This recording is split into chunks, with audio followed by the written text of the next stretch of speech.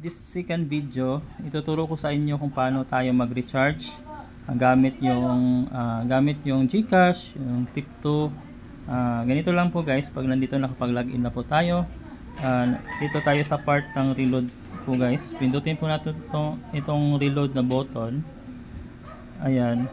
Then ang gagawin po natin, kung mahilig po kayo sa crypto, make sure po same lang po yung ginagamit po natin na network. USDT lang naman ang gagamitin natin, basta may USDT lang kayo. Basta network po guys.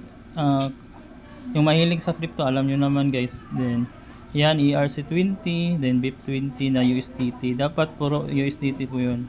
Ito naman yan, mga ano po yan, mga network yan. Sa mga mahilig na sa crypto, alam na nila to. Then dito po sa GCash, para mas mabilis, i-copy nyo lang yung GCash number, then sisend nyo lang, then make sure na may screenshot nyo po guys. Then example, naglagay kayo ng 1.5, type nyo lang yung 1.5 kung magkano yung capital na ilalagay nyo po guys.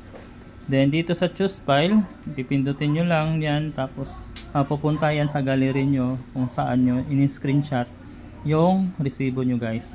Then after nyan, submit. Pag okay na, mapipinding siya ng konti, then hintayin na lang po natin yung approval.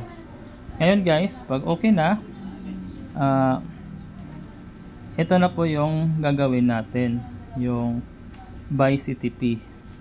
Sa buy CTP, pag meron ka lang nakita ditong available balance na 1.5, ibabay nyo lang siya. Then yun lang po guys. Afterwards na nabay nyo, meron tayong next video o third video na gagawin nyo. Yun lang guys, and see you in the next video.